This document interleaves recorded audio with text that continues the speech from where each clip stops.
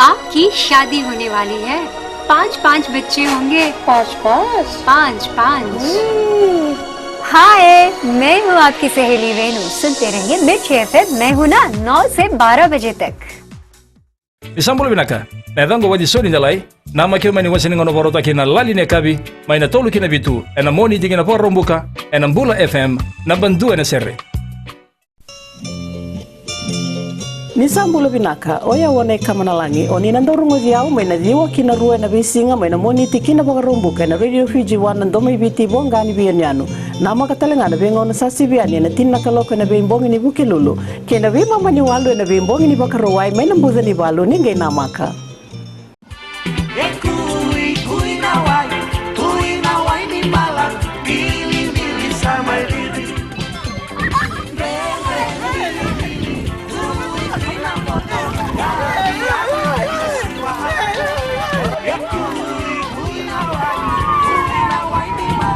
Nimbula, metango nimilote na isoro tambua. Nama kia uminarua kina ona na via kavi moniti kina baka rombuka.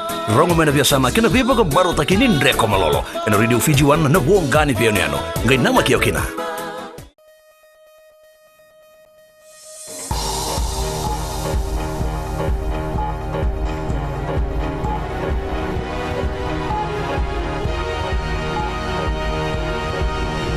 Tonight, Prime Minister Vorengem Bainimarama mandated to strengthen South-South cooperation as chair of G77.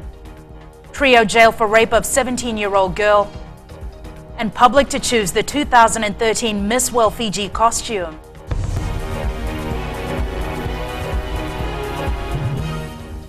Good evening, I'm Jackie Spade.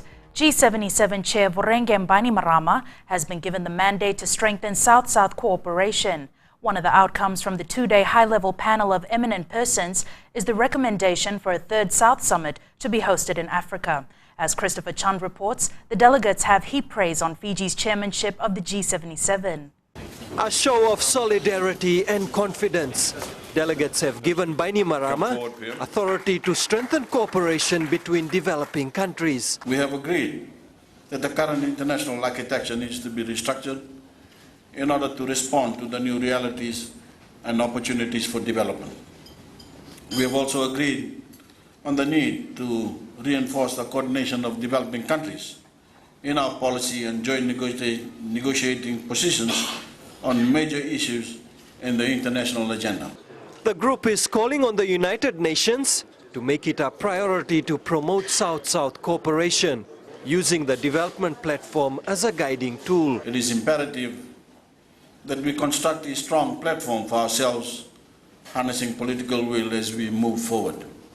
Over the 2 days, discussions were held on drawing a vision and policy and improving trade relations between G77 countries. It mandates the G77 chair to perform certain actions in terms of strengthening the South-South cooperation, in terms of strengthening the UN Office of South-South cooperation. This is the first time a Pacific Island nation is chairing a major international body. Mr. Bainimarama is a strong man. He can, through his leadership, he will make sure that the Pacific will shine. And, that's what we want. It is not, some countries around the Pacific don't agree, but I believe that as brotherhood, we should support each other. Bainimarama says the group will continue to represent the best form of unity. Christopher Chand, FBC News. Fiji's Foreign Affairs Minister Ratu Inoke Kumbwambola will chair the G77 Foreign Ministers meeting in New York in September. This will include all 132 countries under the G77. The outcome of this week's meeting in Natandola will be discussed further at the ministerial meeting. Everything that we have discussed here, including the architecture and the financing possibilities, we will be reporting all of that to the G77 Foreign Ministers meeting, which will be held in September this year in New York. 3 men were sentenced to prison today for raping a 17-year-old girl in January last year.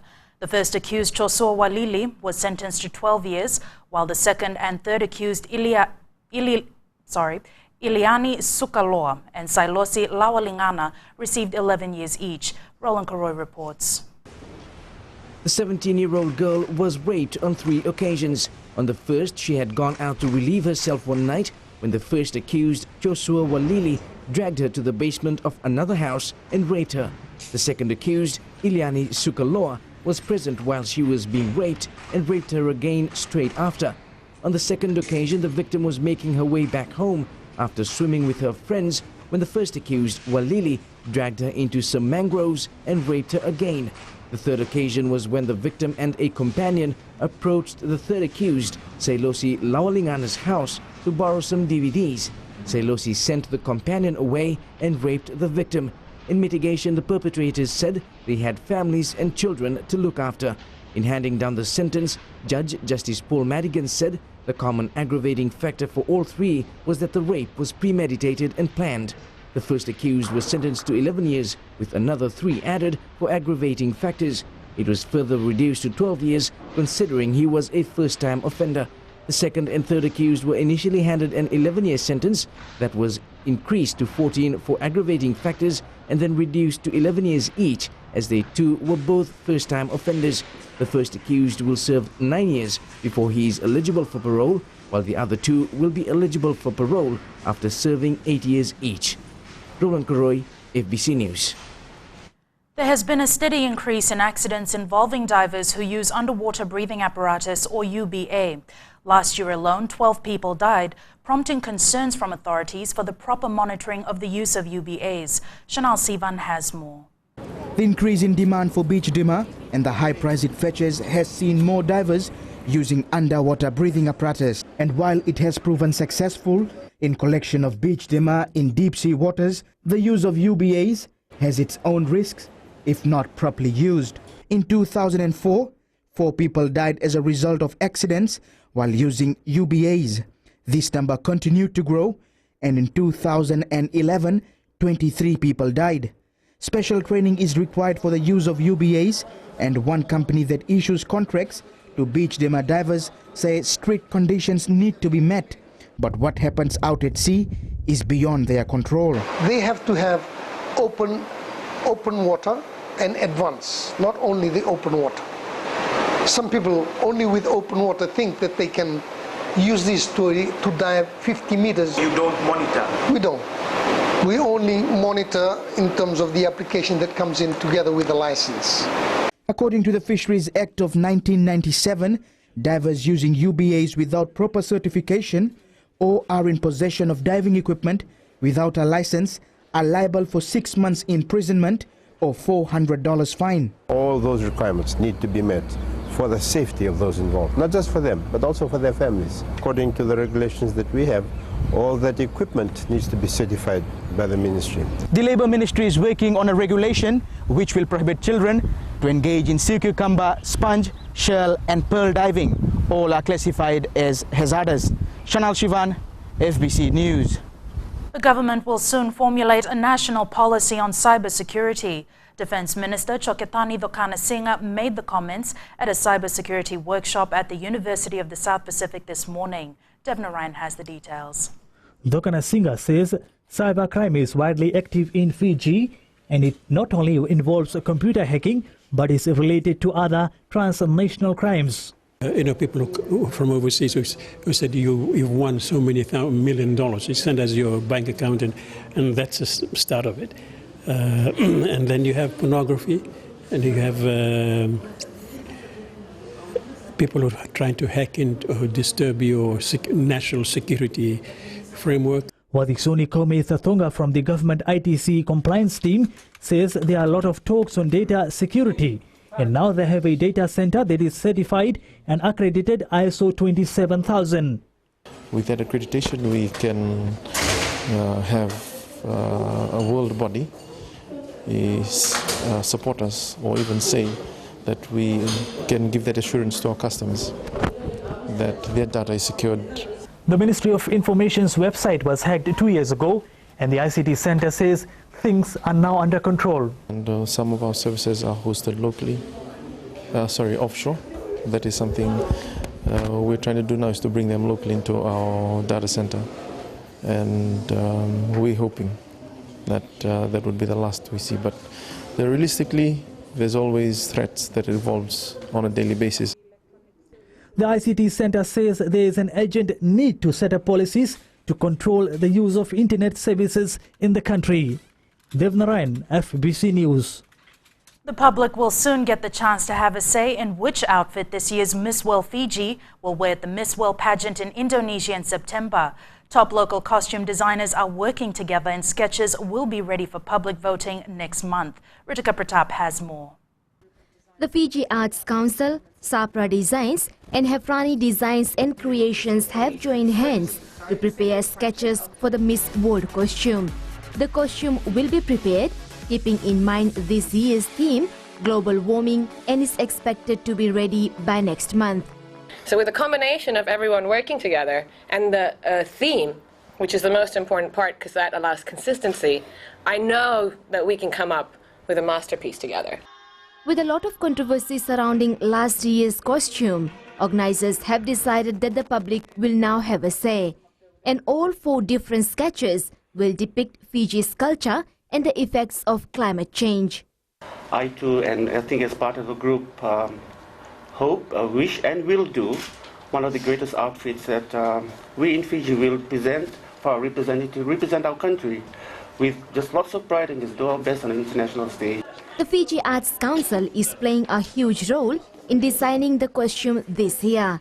Once it is finalized, other rehearsals will commence. Most important, and that is the dance, and the costume. So we're going to have to take that into mind. We're going to have to sort of choreograph the dance to complement the costume. The public will have a month from the 3rd of June to vote for their favorite sketch to be worn by Miss World Fiji on the international stage. The 63rd Miss World Grand Finale is in Indonesia in September. Ritika Pratap, FBC News. In the news ahead, manslaughter trial of bus driver continues.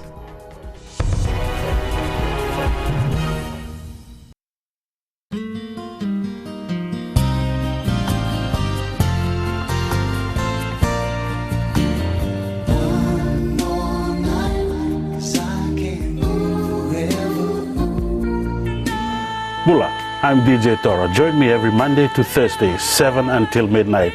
The premium classics on Gold FM, only the classic hits. Bula, oya wasala bilawa. Dopa te kia umena diwa kina tini karona kaloko na single boni moniti kina wagarumbuka. Kako ni valata na no musini sari na kaisa moriendo loloma leone vani ni nau omgori ke de mena diwa kina tini karona kaloko na single boni moniti kina wagarumbuka na Bula FM number 2 en sere.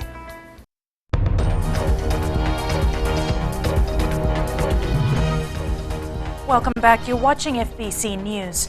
Any bus companies failing to meet the e-ticketing deadline of May 17th will be fined $10,000. As Mika Longa reports, this is an ultimatum from the LTA. LTA CEO Naisa Tunedava says all bus companies were given ample time to comply with the new e-ticketing system. Almost 3 years now that we've been trying to kick off with this project. From September last year, again the time was given. And until last week, we've given another 2 weeks. So at this stage, our position remains. What this means is that Tambara Bus Limited and its 27 airlines will need to have their arrangement with the Czech Republic service provider together with Digicel finalized before the deadline. Tambara Buses had said this will take 3 months. Digicel has shown a lot of interest. They came, they've already met us a couple of times, done their presentation on the concept that they're trying to bring. That is fine. We've opened the door to them. But they can come in as front-end provider only. They can come in through any of the 5 accredited providers. The front-end office provider, these are those that will be involved in the consoles and in the ticket side only. So what does this mean for us, the users? If the arrangement by Tambara and Co. comes through before the May 17 deadline, we can buy e-card from either Digicel or Vodafone and stick them against the console in any bus, regardless of which company installed them, because they are connected to one database in the back office, which is run by Vodafone. The LTA CEO is positive the e-ticket system will bring about improvements in the bus industry. We are positive. We know, we are determined. The confidence is there. We know it's going to work, just like any other projects. 28 of the 60 bus companies in the country are opting for an alternative solution with Digicel. Mikolonga, FBC News. The Land Transport Authority stands by its report on the findings of the investigation into the Singatoka bus fire that killed 12 people in 2008. LTA CEO Naisatuina Deva took the stand today in the High Court trial against the driver of the bus, Kamanieli Tuimavana, who is charged with 12 counts of manslaughter. The report found that the driver continued on despite protests from passengers who felt heat in the bus. The LTA CEO also testified that it was found that the fire was caused by an electrical fault, but maintains the fire could have been avoided if the driver had stopped the bus. The report concluded that the driver was being careless, unstable and arrogant. The case continues tomorrow. Families devastated by Cyclone Evan have been given new houses under the government's rehabilitation. Prime Minister Vorengem Bainimarama today officially handed over 10 homes in Lautoka that had been completely destroyed. He toured all the completed homes. The assistance has helped families rebuild their lives. Preparations for the Methodist Church annual conference in the Mbose are underway. The Methodist Church says their understanding is that permits are no longer required for any public meetings, meaning the conference can proceed. The Methodist Church says it's relying on assurances given to them by the police commissioner in their last meeting. The request for permit for any public meeting was lifted earlier on this year. And therefore all these public meetings are free to go on, except if he finds any difficulty with that meeting. Reverend Nawandra says as they continue preparations towards the Mbosikoviti, the police force will be kept in the loop. Yes, we've been talking about, just ringing to operations, chief of operations and all this, just informing them this is where we are going. So they said, keep it that way and not to do any other thing to disturb it. Various sections of the church are already on standby. Bookings need to be made and venues need to be confirmed for the Mbosikoviti. Namboa military, they were requesting that whether they should go ahead with the booking, the piece of vacant land opposite Nestle, which they always take every year. So they have started their preparation there, the Tambadakane Matevalu. Under Section 9, Subsection 2 of the Public Order Decree, the Commissioner of Police or any Divisional Police Commander can prohibit any procession, meeting or assembly in any place, whether public or private. Apisola Medoka, FBC News. A man who was charged with 3 counts of rape was set free by the Suva High Court this afternoon in a case which arose after obscene material was posted on the internet. It was initially alleged that he had raped his ex-girlfriend sometime between November 2011 and March 2012. DPP lawyer Lisiate Fotofili told the court that after assessing the evidence against Zainal Haroon, they decided not to pursue the case and subsequently filed a certificate of noli prosecute or no prosecution. The case was subsequently discharged by Justice Salesi Temo. Time for sports now, and Jamie, I hear there's some reinforcements for the Fiji Sevens team in London. That's right, Jackie. None other than Waisele Serevi has joined the side as assistant coach. We'll have the details of this after the break. But also coming up, top Fijian golfer Vijay Singh is suing the PGA. Find out more after the break. How would you like to spend your morning? You could spend your morning like this.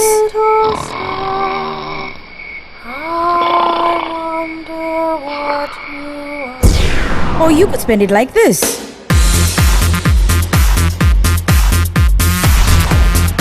Tune in to the Morning Ride every weekday morning from 9 a.m. till 12 p.m. right here on Today FM, Today's Hit Music.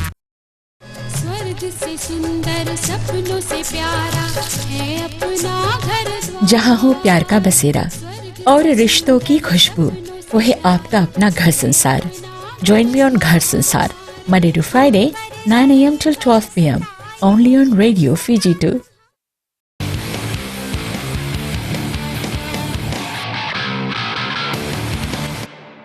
Welcome back. You're watching FBC Sports. First up tonight, the maestro Waisele Serevi will be an assistant coach for the Digicel Fiji 7 side this weekend in London. FBC sports correspondent in London, Nick Jordan, spoke to head coach Alibereti Ndere and confirmed the good news as Fiji fights to finish on a high, with a win at Twickenham.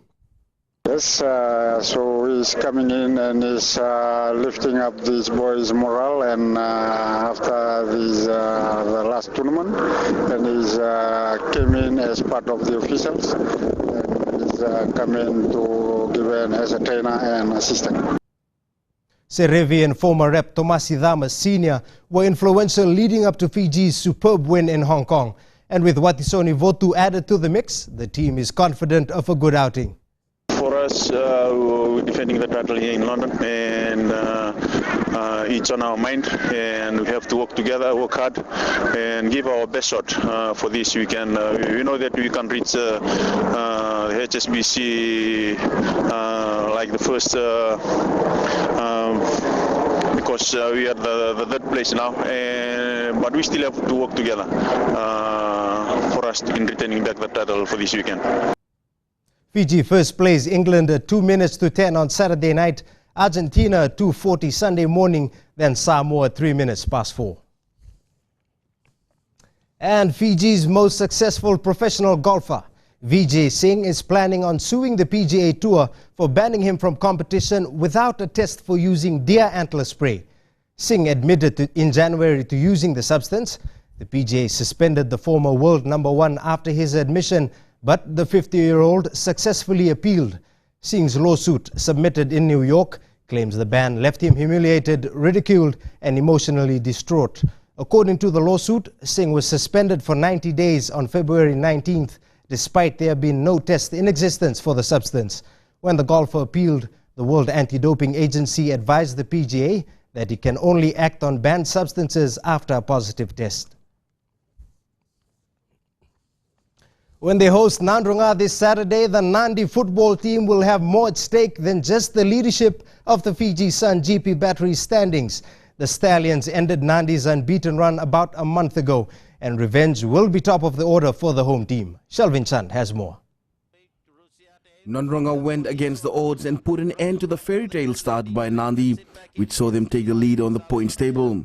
This qualifies as a grudge match for the jet setters. Recently, we are treating this game as very important and crucial game for us.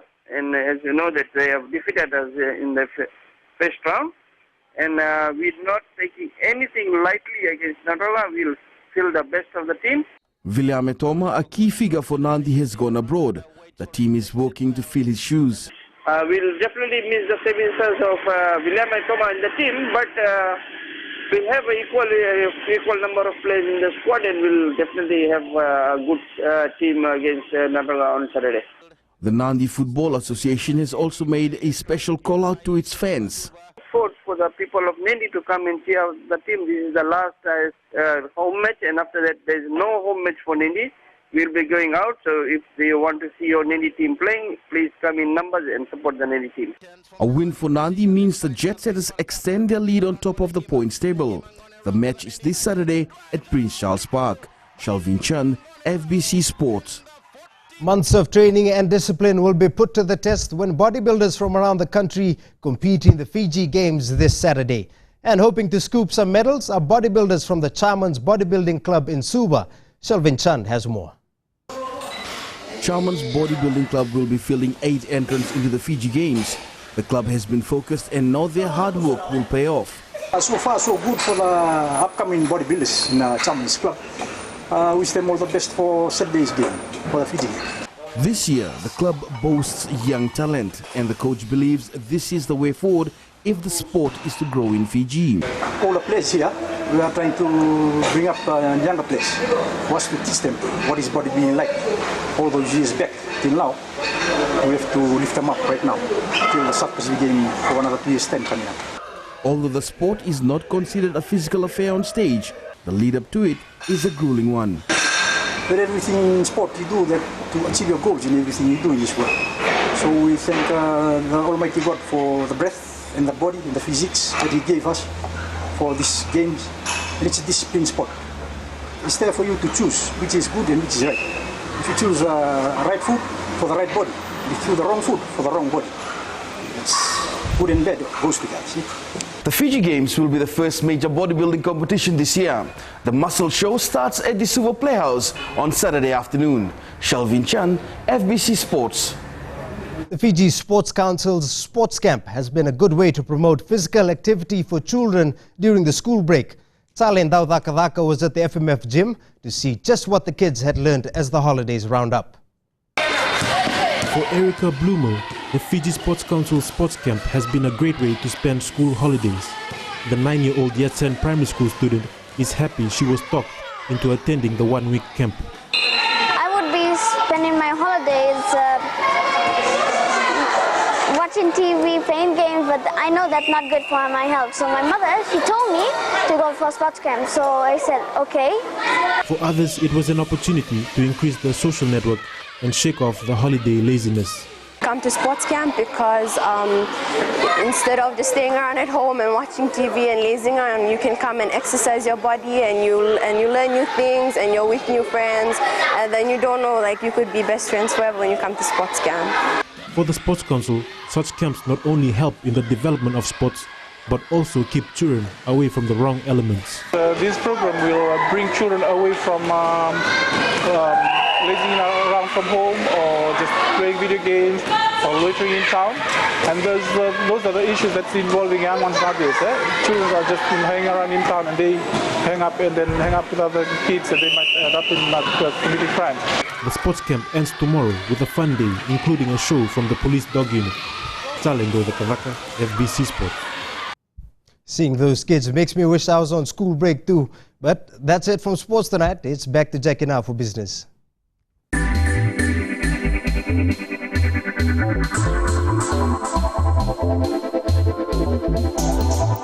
Come next year, the Fiji Electricity Authority will no longer be the regulator for electricity in the country. FEA CEO Hasmukh Patel says the regulatory function of FEA will be removed as part of the restructuring of the organization. Once the restructure is completed, then the regulatory function will be removed from FEA. And then it's up to the government where it sort of parks it and who runs the regulatory function of FEA, of the electricity industry. The restructuring is expected to be completed by the end of the year.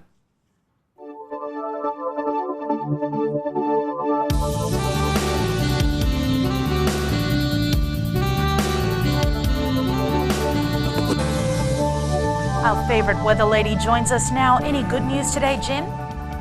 If you mean good news for tomorrow, that's coming up soon. I'm pretty happy about today's weather. We had a bit of cloudiness and showers here in Suva, but we did manage to get some sun for a while.